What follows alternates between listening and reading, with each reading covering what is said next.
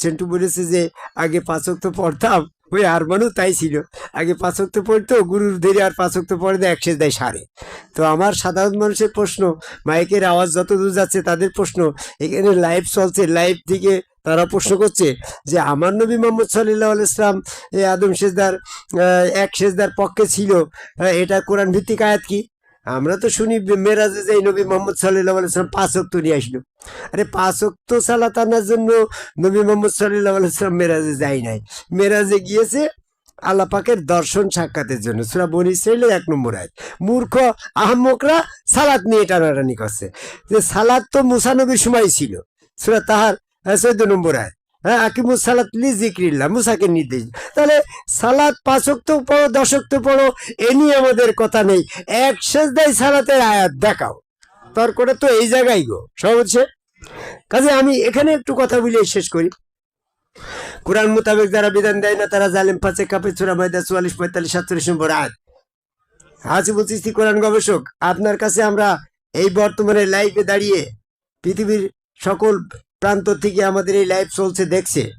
মাসুম চিশতির অনেক ফলোয়ার আছে, এই ফলোয়াররা হয়তো আমাদের এই ভিডিও দেখছে। তো তাদের প্রশ্ন যে 1 সেজদায় সালাত আদায় করেছে নবী মোহাম্মদ সাল্লাল্লাহু আলাইহি ওয়াসাল্লামের পিরিয়ডে, এরকম একটা আয়াত দিয়ে আপনি আজকের এই মজলিসের তর্ক সমাধান করেন। এই প্রশ্নটা কি সবাই আপনাদেরও না কি জানতে চান? যারা মাইকে ইয়েতে লাইভে আছেন তাদের প্রশ্ন উত্তর শুনে যান। সূরা নিসার 102 নম্বর আয়াত, ইযা কুনতা ফীহিম ফাআকামাতা লাহুমুস সালাতা ফালতাকুম তাইফাতুম মিনহুম মাআকা ওয়া লিয়াখুযু আসলিহাতাহুম ফাশুজাদা মিন রায়াকুম ওয়ালতাতি তাইফাতুন উখরা।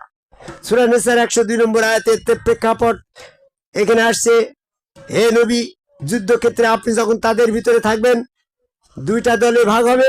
সশস্ত্র অবস্থায় একটা দল তোমার সাথে থাকবে, আরেকটি দল নিরস্ত্র হবে। নিরস্ত্র অবস্থায় একজন করে তোমার সম্মুখে সেজদা দেবে, ফাশুজাদা মিন রায়াকুম, সেজদার পরে তোমার পিছনে চলে যাবে।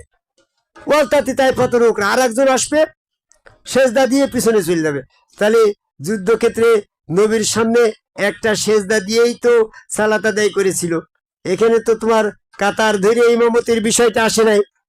কাতার ধরে যদি ইমামতির কথা আসতো, তো প্রথম দলের ইমামতি হইল নবী মোহাম্মদ সাল্লাল্লাহু আলাইহি ওয়াসাল্লাম, তাহলে দ্বিতীয় দলের ইমাম আবার কিরা হইল?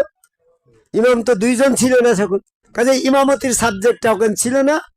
একজন করে নবীর সামনে সেজদা দিয়েছে, আর একজন চলে গেছে।